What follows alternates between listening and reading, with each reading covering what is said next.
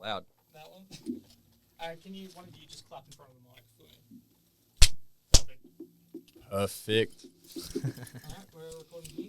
We are recording. This might take me 2 takes. This usually takes me 2 takes to do the line of the intro. Yo, what's up, guys? Welcome to Unknown TV's Artist Spotlights. Oh my God, that was... I'm here with... Look, I want to introduce you to myself, but I really, because I'm excited about this, and we got some international talent in here right now.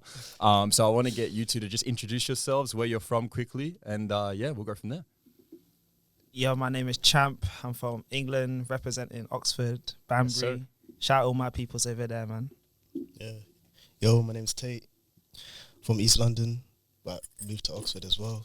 Lived in NZ as well, so I got a lot of peoples everywhere. Yeah, hell yeah. Shout out all the people all around the world. So what brings you guys to Australia, bro? Let's talk through that a little bit, man.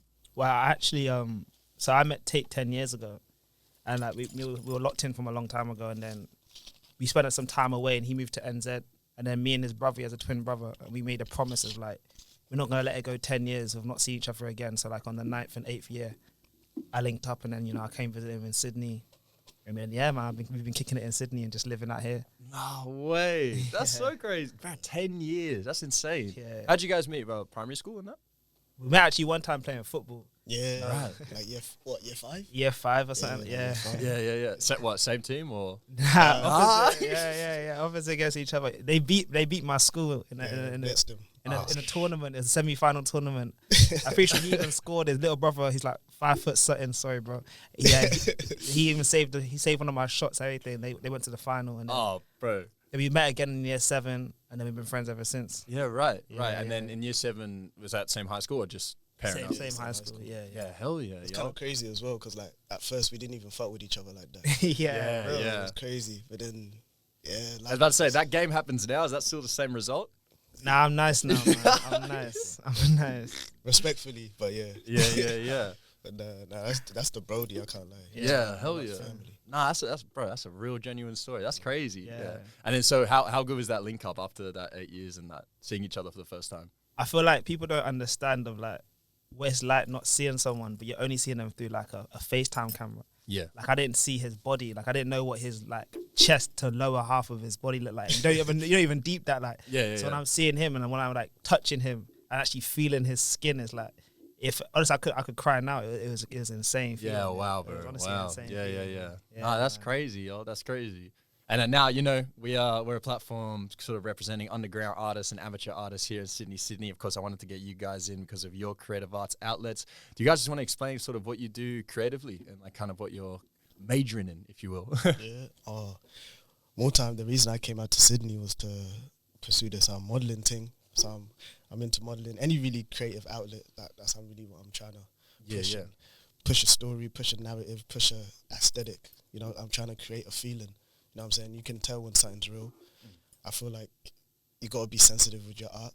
It's a perception of yourself. It's the closest way for like other people to know how you feel in it. So it's like, I just want to put out good art. I didn't come here for money. I didn't come out, you could make money anywhere, innit? Yeah. I came here for purpose. I came here for drive. I came here to really like show that, yeah, you can do it, bro. Yeah, like, man. it doesn't matter where you are. Like, as long as you got that vision and as long as you got the work ethic for it and you got good people around you, like, yeah, you can really like pattern it and like make something out of yourself. Hell yeah, bro. Passion will take you anywhere, man. Like passion, as long as your passion's behind it, I think that's always got to be the question. Like, do you love it? You know, like, is there a feeling of I will put my everything into this, and that feeling comes and goes. But like initially, if you have that feeling about something, you know, you gotta keep going with it, bro. And then yourself, Chip. So I feel like the way I describe myself is like a modern day visual artist. Like I love visual art. I love modeling. I love videography. I love photography. I love working. Even like auditory art. Like I love music as well. But I feel like where I put my best foot forward is definitely in the visuals. Like I love making videos.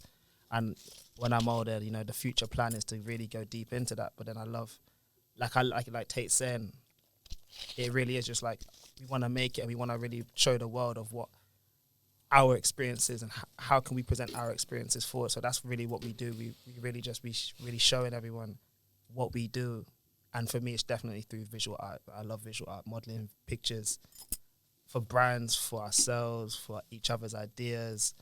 even just the stuff we have in our camera roll, like if some of the stuff we have in our camera roll that people don't even see, or maybe put on our stories, some of that is some of our like most proud work that we do is just because it's just how we perceive the world, and that's really what, that's what we do. That's what I do. Yeah, right on. No, that's right. Like we got some artists in the building. I was so excited for this, man.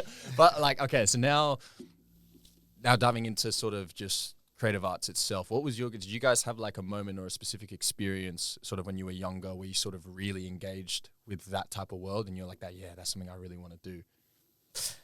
Do you know what it is for me? Like, shout out Effing Problems. Yeah, so that's my brother, and he's from the UK, and he's a phenomenon. I say this every single time I tell anyone. He's a phenomenon upon like people I've ever met, and he was the one who said to me, like, Champ, you're good looking, do modeling. But I was like, brother, like, he's always making jokes like that. So I was like, yo, hush off with all that. Then he's like, nah, I'm being serious. Like, come London, like, shoot this. And then we shot a few things, and people just really took to it.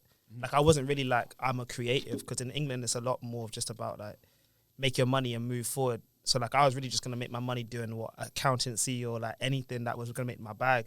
I didn't really care. But then it's like, I feel like being creative, you can't really turn it off. Like, you might even be working in an office, you might want to just do stuff in the office different to other people. So it's just like, for me, we're just working, like Effion giving me that push to say, you've got that. And then I just said, okay, maybe I can do this. Then seeing Tate do what he's doing over here, that really inspired me. I'm on his Instagram stealing his poses, and I'm thinking, like, how can I do this? Like, being dead ass, I'm really doing that shit. So it's like really seeing that, then like just, that was like my moment, if you want to call it, like just seeing my friends do something great. I was like, cool, I can do something great then, and then just using that momentum to just keep putting my feet forward one step at a time. Yeah, and when you had that first photo shoot and when Effin reached out to you, was that like, and like sort of going to finishing the production, did you feel, what was that feeling like when all of it was like said and done, and then you saw the creation of the art and the photos and things? Were you like, was that quite a high for you as well? Nerve-wracking. Nerve-wracking, because it's like, that's the first time you're really telling like the world, like, yo, this is me, and you can now critique me for being me. Like, before, I guess, like, when you work a job that's like behind closed doors, you can just be critiqued. Like, people say you're a bad salesman or you're bad in a shop floor. Like, you don't really care, because that's not really what you want to do. But it's like, you're already telling people, this is what I want to do. What do you think about that? And then putting that out for the world and seeing that they're true, honest opinions, you're like, oh, I hope people like it. Like, going through that process, nerve-wracking, but definitely exciting, because it inspired me. It inspires you to keep going. Me, 100%. It's like, it's a really cathartic feeling of like intense vulnerability. I feel like, but that in itself is also a high. Like, even that little like gray space before people even see the post, or like that viewership's there, where you kind of just freeze in a moment of time, and you're like, holy shit, like this is me going out there, and that. Fuck yeah. And then and yourself, bro? Fuck, I ain't gonna lie, I always thought I was gonna make it through the football thing. Like, I honestly thought I was gonna be like, I'd tap in, I'd lock in with the football thing, and then I had a knee injury, and it kind of just I had to put everything on pause and be like, yo, what the fuck am I doing now? Like, where am I finna go? Yeah. And I was like working at this shoe store in New Zealand, and one of the bros, he was like a photographer, and I just put it out there like, oh, yo, I'd love, like, you want to take some pics? Like, I'd love to do some modeling shit. And it was like he was just like, yeah, bro, fuck it, let's just do it. Like, you can talk about it as much as you want, but it's like, unless you start to actually do the thing, then nothing changes if nothing changes, innit? So we just like, he was just like bare supportive. My boy Alfonso, latest photographer, he's in Sydney as well, so like, watch out for bro, like, he's lit. Yeah, shout out, man. But we just started doing that, and then we did some mess around photos, and then I got picked. Some lady came into the store one time, and she had this like brand, and she was just like, yo, like, I fuck with your style, like, you want to come take some pics? I thought it was just on some Instagram shit. Like, minute, it's in stores around New Zealand and that was kind of like my introduction into like this kind of lifestyle, I guess. Like, I never thought it was for me. I always thought I was never really photogenic like that. I just like nice clothes and shit like that, nice pieces and that. But all grace to God, fully. Like, I'm great. I'm happy to be here. Thank you again for even having us. It's lit. Freaking privilege to have you guys on, bro. Like, you guys have no idea, bro. Because I want to dive into a lot of different shit. So like, obviously now, oh shit. Little map bomb. I wanted to talk about now because I will dive into because I'm interested to see, especially in New Zealand as well, because we have a very correlating culture with New Zealand, and I think brands like JD Sports and like a lot of the brands that are sort of coming out here now that are also from the UK are really sort of internalizing those two countries, which is really, really cool. Yeah. But they are separate in some different ways, and I'll get into that in a second. But just because kind of getting both of you here, so now coming into like Sydney and Australia and sort of engaging with the creative culture here, how do you view it? Like, what's your sort of like perception of it all, and what's sort of popping up down here? I'll be honest, yeah, it's you know what it is, yeah. It's like it's hard to like make that genuine connection. Well, for me, it's been, I don't know if I'm a dickhead or what, but I've been trying to. It's harder than I thought it would be to, you know, make those connections and see like, okay, yo, let's try and make something lit. Yeah, right. You know what I mean? Like, yeah. Like even right now, the way that how we came together, it was on some spontaneous shit. Like we met. Yeah, like man. you know what I mean? Yeah, like, yeah. And it was very genuine. It was very effortless. And now, like we out here now. We're yeah, just doing for it. sure. It's yeah. hard to find more people that are just willing to, let's get together. Let's make something lit. Let's put all our creative things together and like try and make something fire out of it. Try and make something beautiful out of it. So me personally, it's been a bit hard, but I can see that there's not like, I guess there is, but you can become your own motion. Yeah, for sure. You have to be your own motion. Yeah. Really trying to like push for something a lot bigger, a lot more for yourself and the scene around you, kind of thing. Yeah. There's great artists here. Yeah. Artists, like fully. I'm still new, so I'm still trying to. Yeah. No, I get what you're saying though. I feel like, especially in Sydney specifically, that's why like I can't wait for you guys to go to Melbourne, because it is a bit different over there, and I feel like the collaborative scene is a little less gatekept over there. Yeah. I'd say in Sydney, it's weird. We have this weird culture of gatekeeping, not only when it comes to, like here we sort of interview majoritively musicians. When it comes to like a lot of different types of creative arts, like fashion, music, acting, especially acting, actually, modeling, things like that, it's very gate-kept. And I feel like as soon as someone has an opportunity or has done something, they try and elevate themselves on this level where they can't be talking to anyone who hasn't done that one thing. Or at least that's just from my experience gauging that. You know, so yeah, I definitely agree. I think the collab, and that's why I love doing this shit, and I want to like do this podcast and stuff, because I want to break down the wall in Sydney that like collaboration is so hard, you know, because it's really not. And the thing is, the more people you have on board, the more fulfilled you're going to feel. You know what I mean? Like achieving something individually is great, but like having a team and having people that not only you can rely on, but just trust as friends in the industry and in the scene. You know, it's interesting how much Sydney, I feel like, not neglects, but doesn't have that, doesn't fulfill that sort of role. But also you, Champ. So how did you feel about that? But even going off what you just said, I feel like when I came to Sydney, I was bare surprised. Like Tate said, I always tell Tate this probably every single day, is that Sydney's probably the first city, or Australia's probably the first country I've been to where I feel like there's like zero motion. But like, right. It's a massive place where it's busy and there's people here and there's loads of creatives. But it feels like you guys don't have that. Like in the UK, we've got Skepta or Stormzy or Dave. Like we got number ones. You know what I'm saying? America got the Drizzys, the Kennys, and et cetera, et cetera. Like, but you man don't really have your number one. So I feel like I'm always telling Tate and Alfonso, like, you man can really go be the number ones. Like there is no number one. So it's like you guys might as well become the number one, because like while there's no motion here, you guys can use the motion. Like make the motion. Like someone's got to put the first pebble in the water to make the ripples. You know what I'm trying to say? Yeah. So I feel like, so it was the first place I really came to where I was like, whoa. Because in the UK, there's so much motion. Like you almost forget that there's even like in the UK you forget that you can't like make you know you can make in the UK, because there's always someone to the right of you trying to do something, so you can always collaborate. Because you literally just go down the road, meet a guy with a camera and say, yo, do you want to do this or whatever, and then if you really got the work ethic, you can really make your idea in the UK. But here it's like, I guess it takes a little bit more effort, but like once you really, like I feel like in Sydney, I feel like you can really change the way the water flows here just by like collaborating and really just being the ones to say, we ain't living that older way no more, we're just gonna move that new way. Because Sydney really does have a lot of creatives that I've met that's like, I'm like, yo, you guys are dope, cool people. Like Tate said, the way we met you, Tane, all these people, even this guy named Daniel that I met, like Alfonso, like there's so many creators here that really have genuine great eyes. So just I guess it's just gonna take that one person to do that, like come together and make some type thing. But yeah, I like Sydney though. I think it's a cool place, interesting, beautiful place. Yeah. No, I Yeah. feel like that's so interesting that you said that, because like especially now with this new wave of artists coming into Sydney, you'll find that like not just the musicians but like even people like myself, we're coming from like immigrational backgrounds, so we're coming from like parents that aren't from here and don't really understand the country like at all. So then we've grown up kind of with the same mentality where we've kind of just disagreed with not like the people or the culture, but just the motion and the speed of it all.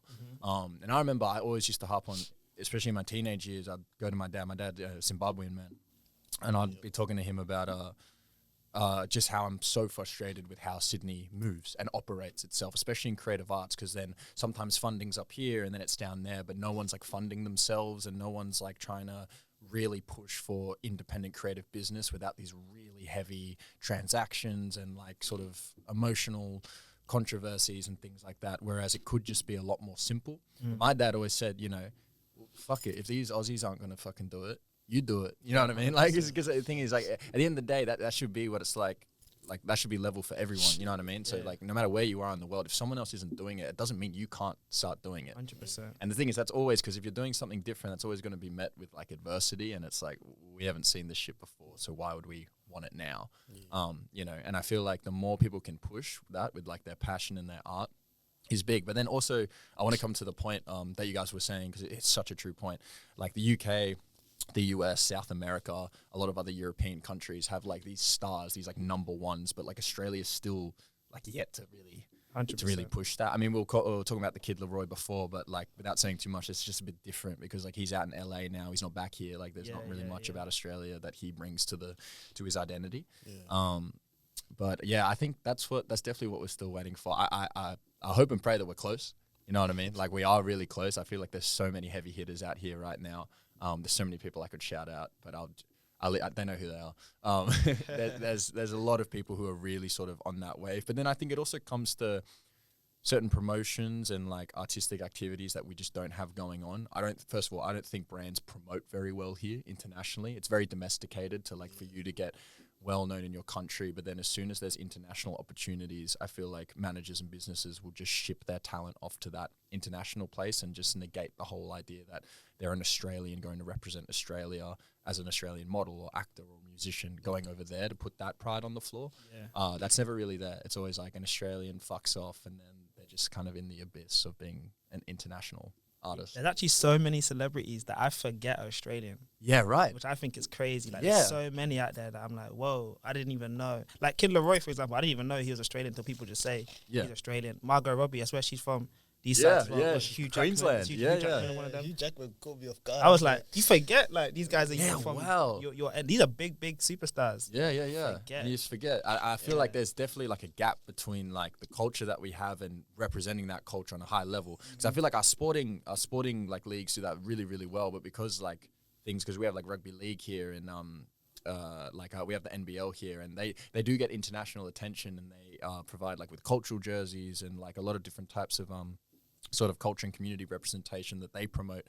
They do it really well, but it's very domestically sort of peninsulated, so it doesn't really breach out, and it sucks because everything like music and arts that we can breach out of, we completely lose the idea of having a cultural identity behind it, which sucks. But that's why it was exciting, and I guess we'll move into this now, when 1-4 came about. And then like that was like the one group everyone's like, oh yeah, that's that Aussie drill group, Western Sydney. Like everyone, like because they put that on the map, and that's a big part of drill, sort of just like dropping and being loyal and prideful of your location and where you're from. But I want to go into that now. So because we were talking about 1-4 before, was that like the first for you guys like Australian music artist where you were like, oh wow, like that's an Australian musician that's really popping? 1000%. Yeah, facts. Yeah, 1000%. Like that 1-4 for me, 1-4 were like I'm saying with the actors, I guess they're so good at changing their accent that I forget. But 1-4 they were rapping in an Australian accent on drill, when drill was at a really, really high moment in the UK as well. That they weren't hiding from the fact that, and they were showing their experiences. Like I didn't even know what they was going through. Like you could even go through that over here. Like, and then man, I look like me. You know what I'm saying? Yeah, so yeah. Like, yeah, 100%. Shout out 1-4, man. 100%. Yeah. Nah, and then sort of kind of moving into like UK drill, because UK has been known musically and like internationally musically for years through like the rock, jazz, and R&B genres. But then grime, I would say, and this is just from an Australian perspective, grime in the 90s and early 2000s was peak domestically, like so well known around the UK. But then it took a little bit, I'd say, around 2015, 16, where, or actually no, because I would say, Skepta and Silver, I'd say before that, like 2012, 13 is when sort of the hip hop, R&B, and I'd say grime and drill really started to make effect. So I'm wondering if you guys, because I want to hear the perspective of sort of seeing that culture shift, sort of go between like grime being really domestically and UK hip hop being very like domestically grown and popularized, and then now it's reaching like crazy standards. Like if you got Central C and Dave, who are top of the charts right now, like the most well-known top 5 artists in the world at the moment, both from the UK, both heavy rapping as well. So I wonder if you guys could describe not only how you felt about that, but maybe how that gave the UK a lot more confidence internationally in the last like 20 years. Well, I feel like in terms of music, like, so when we was growing up, there was a lot of like garage and stuff on the radio and stuff like that, and that was popping. But like the UK, so in America, there was a shift of like rapping, punk music. That was like the collaboration. But in the UK, it was like grime and like drum and bass house and stuff like that. And then we had the birth of rappers like Skepta, JME, Boy Better Know, all these man that are coming through, 21 Solid Crew and Solid Crew and all these man like the Kanos and Wileys. Yeah. And, like, these man were proper coming through, they're barring off like Devil Man. They're linking up on like literally like what grime sounds like, the word grime, like they're coming into grimy situations and like tunnels, a man with a speaker, 100 man in the tunnel, and they're barring off, literally battle rapping each other. Like that's really where the scene came from. And then shout out to Virgil Abloh when he blew up streetwear, that gave Skepta and all these guys in the UK the avenue to like really push through and show like how they can be more than just grime. And then that's where you get the lanes of like Stormzy's and the Daves and now Sench. But the problem with the UK that I think is that we embrace shit music too much. And there's a lot of artists now that because we went through like you're saying that there's a shift. So like there's a shift where rap music wasn't popping no more, and then we had like the Afro music. And shout out people like Kojo Funds and them, they were really running the wave. But then you had a lot of artists that were just making the same song. And then that kind of like killed UK music for like a second, because it was like you didn't really care about tapping into new music because you kind of thought it was just going to sound like the old music. Yeah, what period was this, you reckon? This was like, I don't want to get it wrong, but maybe like 2015. Yeah, right. Era, like 2014, like, because we had Notes, and Notes really came through with like Addison Lee and like all these bangers. But then it was like, I guess in the UK, because everyone was trying to make it and the scene was very small, people were just trying to make it from that sound. Because we have like, I don't know if you guys have it here, but we have like YouTube pages like GRM Daily and Kenny All-Stars spots and Charlie Sloth spots, where it's like if you get onto them and you really shut it down. Yeah, like Daily Duppy. Daily Duppy and all them, like if you really shut it down, your career changes in a day, because everyone now knows you. Because the UK, like, the scene is quite small. Like people just trying to do what they got to do. But then like you have, from there, I guess you're always going to have the people that break off, like Loyal Kana. And then you had Dave come through on the Black Box freestyle. I love that freestyle. Then those like moments in the UK were like cultural shifts, because it really inspired other rappers to see like, I can be different. J Hus comes through on a Charlie stuff, and he's not rapping like an ordinary regular person. H is coming through, barring it off crazy, and it's really like showing like people can be the new kings. Because like we had Skepta, but Skepta went astronomical. Yeah, and then like everyone he was with kind of like, they were still big, but they weren't skeppy. Like Kano was big, but he wasn't skeppy. JME and shit. Yeah. Do you know what I'm saying? JME took a back step because he doesn't like the whole scene and that. But Kano, luckily we had Top Boy, and then Top Boy brought him back to life. Then he dropped Hoodies or Summer. Now Hoodies or Summer is like a modern day or British.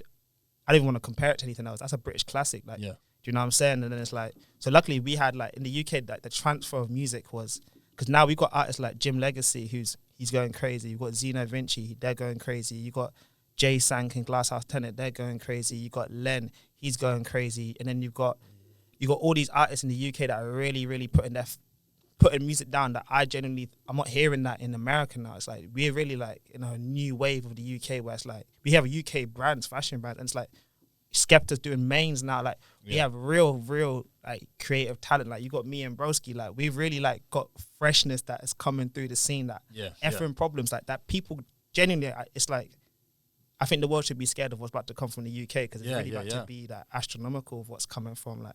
Yeah. But yeah, it was a crazy shift from like grime to now. It's like the skill level and talent and dedication to music is so different. Like Central C, what he's doing, yo, Yeah, it's crazy. yo, Because I'll definitely say from my perspective, the UK is like the artistic powerhouse right now on like all different levels. Like I would say even drama, right? Like if you're looking at like UK, like Netflix in the UK, but also like the national theatre is now gaining so much more international attention than it's ever had in its life. yeah, The amount of short films being made, especially when Top Boy came around, it seemed like a lot of the communities in the estates felt a lot more comfortable expressing themselves a lot more artistically. Like the amount of short films that I've seen just on YouTube alone, that's just part of the like estate culture and sort of the Top Boy sort of genre. It's crazy to see how like hundreds and hundreds of people were like, oh, we could do this. Like we can make cinema out of this. And like, I think, yeah, you guys definitely have the brush right now because like America, I don't know. I mean, like America's got everything, bro, and they always will, and they'll always Yeah, be they like, always they'll always will. be heavy hitters. 100%. But I do think the quality and integrity of certain music and genres there has really gone down the drain. I feel like the way that they've handled hip hop and how it's been very overpopularized and commercialized, they've taken away the value and the identity of hip hop, that it like, you know, comes from rawness, it comes from struggle, but it also comes from just pure expression. Now it's just all commercial, like advertisement music, shit like that. Well, I feel like America somehow they mastered longevity. Yeah. Like the UK were flopping on that for a long time, and that's what the transition was because we had people that would come and go, but now like we're having some people like Dave and Stormzy and Sench hopefully and Skeppy, they've mastered longevity. So hopefully we now have more. Hopefully all my man them will shout out water. Hopefully all these man can do the longevity. But I feel like I don't know how America done it, but they really have like over every other artist ever. They've mastered longevity. Other than the Italians, I don't know any nation that's like been around for like 10 plus, 20 plus, 30 plus, like America. Yeah, yeah. And in different genres too. That's like what it's I'm all saying. genres, they're all over it. Yeah, no, definitely, yeah, for sure. I think the longevity of American art and also just like American business seems to be pretty set in stone. Yeah, But I like it though now because like I feel like as soon as, because like it's taken us a while, and like so how I see it is like America's like at one point, UK is like now, especially recently, is very close behind. Australia's still got a while, but we've taken that next. I've say we've taken the step that the UK probably took in around 2008 or 10. I say the same thing. Yeah. So I'd say we're about a good 12 to 14 years behind. But I feel it is promising. It is promising.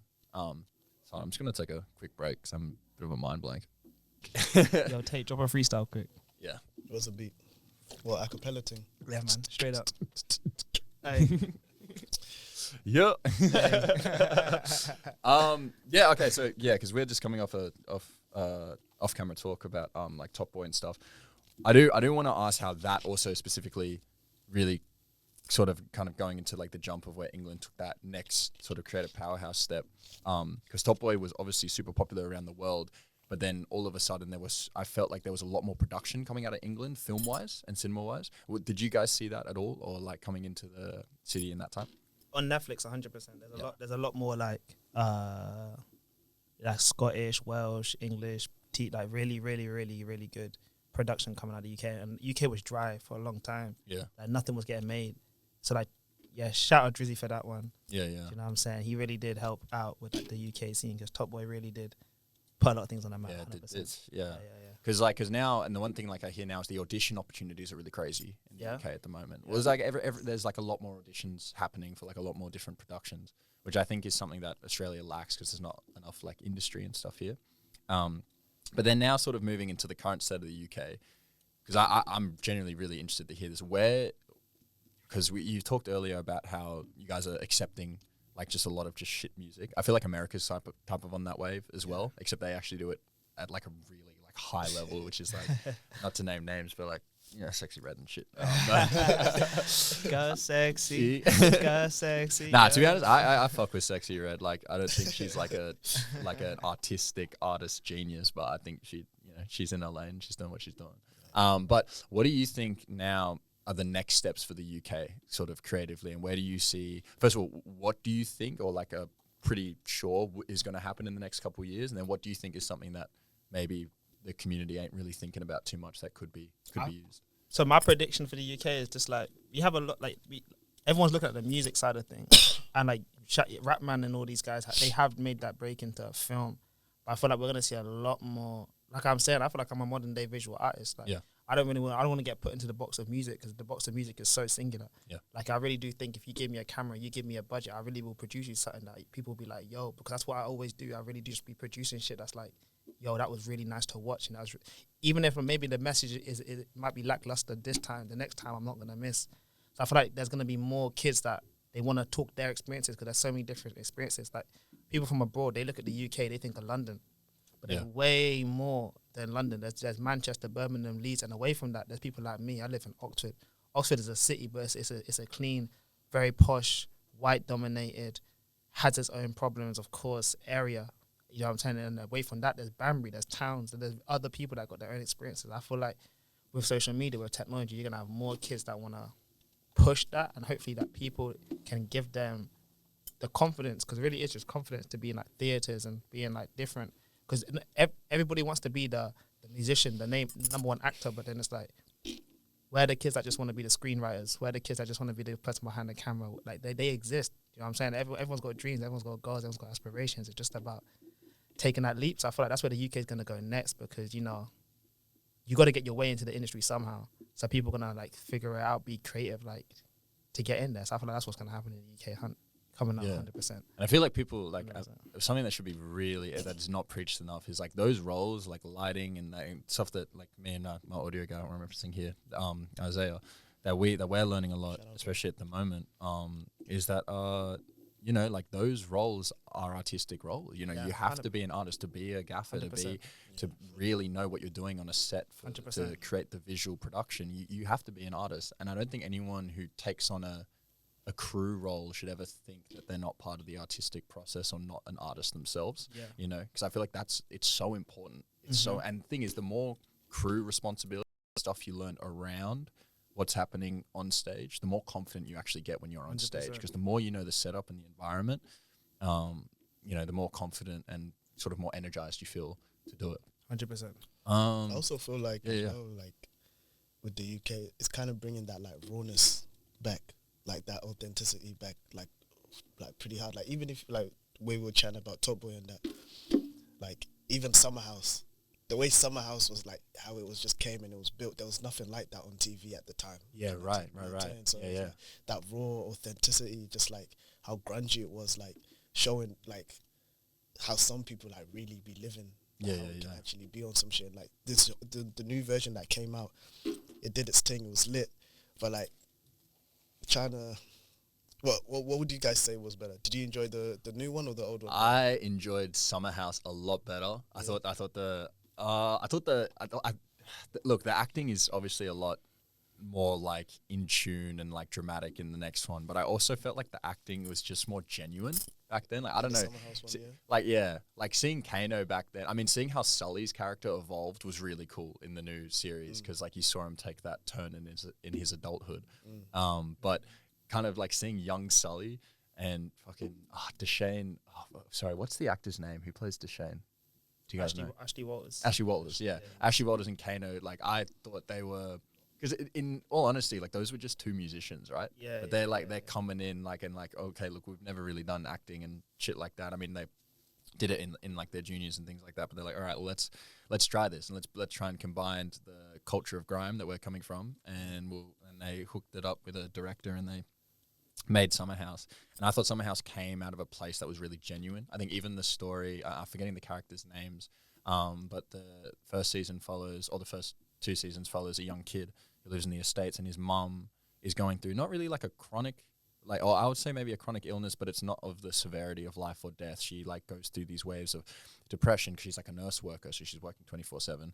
She goes through these waves of like depression and then coming out of it and looking to protect her son. So not only was there like a review of the estates and the culture or the criminal culture in London in Summer House, but I felt like it was a really good representation of just like the genuine people as well, who also just live in that situation, you know, everyday life. Yeah, exactly.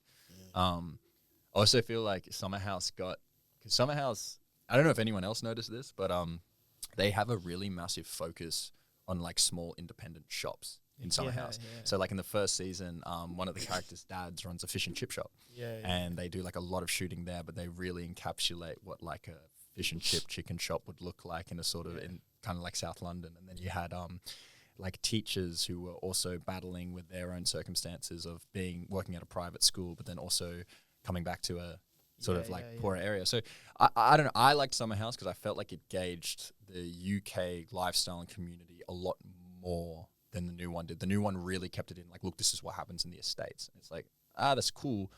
But like, let's talk about like London a bit more. Let's talk about like their interactions. The thing is, not everywhere's an estate, right? They're going to have interactions with things that are like, you know, foreign. But I feel like the new one, like with the introduction of Jamie's character, the new one, I feel like he really does represent what black kids in the UK want to be like, not running drugs and that, but just like you're helping out your family. You're the one holding shit together when no one's really there to hold it down. Yeah. You're still going to the lit places. You're fucking the littest chicks, and then you know what I'm trying to say? That's really what black kids in the UK, like, not saying that's what we strive for, but it was like when you're younger, not everyone wants, when we were younger, everyone wanted to be footballers. Yeah. When you can't really make that goal, your focus changes to what Jamie was doing. And I feel like that was like, because like the first one was definitely relatable in the sense of just like, oh, that's what some people in London live. But then Jamie's character really shows what we want. Yeah, You know what I'm right. saying? Okay, yeah. Because Jamie, I always found Jamie's character really interesting because he's balancing a life of like professionality and like appropriateness with also a life of criminality where he has to commit like Which I evil think deeds. people do that every day. Like that's really what we be doing every For single sure, day. Like, for you know what I'm sure. saying? How I'm Yeah, with my yeah. niggas ain't how I'm gonna be on this podcast. You know what I'm saying? Yeah. But also, I feel like, especially because like us being in our 20s and all that, like when you're like this period, like especially like I would say from like 18 to fucking I don't know when it's gonna end. Like I don't know, maybe 28. Nah, Like, 42. Man. Yeah. Like when you're in that period, I feel like you're constantly, maybe not judging your identity, but you're constantly in situations where, well, at least for me, where I fuck up. Like I make great decisions that work out well, but also Yeah. fuck up heaps. Yeah. And I always have a struggle with balancing how that formulates my identity. Like, am I a good person, or am I defined by my good things, or am I defined by my fuck ups? Yeah. And I feel like Jamie was really interesting because you got such an introspective vision to that. Because that was some guy, like, despite what he was doing aside, he was like having actions that fucked his life up, and I gave him advantage, but fucked his life up. And then he had actions that didn't. You know, I feel like that first like 2 episodes of the first news season was really cool because he meets this chick at a jewelry shop, right? And like this chick is like such a representation of the life you could have, not even on a different economical basis, but just like, you know, if you choose to tap into that side of you, you can have this. And then there's the big cross section where, spoiler alert, she gets shot while she's in the car with him. And I feel like that's such a defining moment for him, not just for like the situation he's in, but just like the whole in your 20s, like you fuck up, you make good decisions, and that's where you get when they come together and cross, and either a shit thing happens or a good thing happens. Like Jamie's character really helped, I feel like, identify that whole struggle in young adulthood of identifying yourself and finding out what your morals and ethics are and what you want to do. Yeah, man. Fuck. Yeah, 100%. 100%. Yeah. Yeah, 100. And the people in the UK, I feel like with the first Top Boy, it made everyone like romanticize the gang life and like council house estates. Like that shit ain't pretty. Like, you know what I'm saying? Grow up in them in environments. And also like in the UK, when that stuff was dropping, that lifestyle wasn't glamour. Like people didn't want to be black. Now with Jamie's character, it really does show that people really love black culture and like what we really go through. Like they love it now. But like in Summer House era, like we weren't received the same. Like yeah, I do want to talk about that. Like I really do, because like we were saying, like grime and like UK hip hop's been around like ages, especially in the like African and Southern American communities that live in like South London and other parts of the UK. But I do, I want to talk about that, and especially that perception, because like obviously Top Boy came out, the new version, everyone was like romanticizing what it was like to be poor in the UK. When that came out, did the energy also shift within the UK? Were people acting different? Like what was the whole, when Top Boy came out, was there any sort of like outward influence that happened domestically as well? I think it happened a little bit before then, before Top Boy dropped. Like people were like, if you're black in the UK, a little bit before Top Boy, you noticed things were changing. Like people like, because it was like one day, like one day we weren't rated. Like simply put, we weren't rated. Like no one was saying like black people were the number one. Like you're the best looking. You're the people we want to be around. Like we weren't. It just wasn't the conversation. Like even like I can even say like I chat to some girls, they would just air man off. But then like it was literally I don't even know. Maybe over the space of like a year, I don't even know. When did Jaden Smith drop his album? What year was Oh it? my God, wait. What, 2016. 2016. That doesn't even correlate. But that year, that time, Yeah. it was just like Shifts just happened. it was just all over the world. People just started to like take to us more, and like they started to realize. I love that it's the Jaden Smith album. Like, what the fuck? That What shout the out hell? Jaden Smith. That's my dog, man. Like, Yeah. that's my dog. Like I really like that album, but like that era, like in the UK, I don't even know what was going on in 2016. Like J House Notes and all them times, but like, yeah, people just started to think like I don't know, like maybe we like start to realize what we really are. Like that's what I'm trying to say. Like before then, there weren't people that were clean cut in the UK, and then Skepta was really the first person to be like, I can be grimy and gritty, but I can also be grown and sexy. And then that like really shone the light on like what it means to be black. And then like then you got people like Dave, and then you got all these people like Stormzy, which I wouldn't even say they're even good looking black people, but they're just black people. And then it's like, but they were like people like in the UK, they got hailed as like numero unos, like yeah, they're the new guys that should be. But it's like in America, if you look at America, because they're way ahead of us, they have A$AP Rockies, Yeah. Michael B. Jordans, and then if you could like if you want to do compare looks and that, not even knowing to cuss Dave and Stormzy, but if you compare them to the A$AP Rockies, it's clear difference. So it's like, Right. but now it's like we're in a new era, 2024, we're in a new era. Like on the camera, look how this nigga dressed, like for real. Do you know what I'm trying to say? Like we're in a new era, like how we're stepping through. It's a real clean cut look, like Yeah. you know what I'm trying to say. So it's like really, there's gonna be a new. To answer your question earlier, there's gonna be a new wave of kids that are really coming through, like a new fashion sense of just like, because that 2016 now we're really rated, and I guess it took a long time for people to understand what that means, then to really have the confidence to step how you want to express yourself and how you want to dress and how you want to people to perceive you and shit like that. 100%. Fuck, that should be, bro. That should be talked about like way more, like way more, like just that shift, but also how it felt to those communities and people that were already a part of that culture. Some people hate it. Yeah, really. Some people hate it because it's like they feel like their cultures were stolen. Because like people didn't want to dress like us, and then next day everybody want to dress like us. I be walking in Sydney, I be seeing a bunch of people that Full tech please. I'm confused because 4 years ago, people saying, why does everyone dress in tech fleeces? Why you always got the Air Forces on? Now you stepped to other countries, Everyone's wearing that. It's Yeah, like, bro. the hell? Yeah, Drake's out here dropping tech fleece lines. Like, what we doing here? Like, that's London culture. Yeah. Now, for real, Saying. especially it translated to, y'all spin out. So this translated really, really strongly in Australia. So like there was just 1 year where it was just everyone was like, what was it? Like Stussy, Santa Cruz, like the typical Aussie like skater surfer brands. And then boom, everyone's got North Face puffers. Everyone's got Nike Tech fleeces.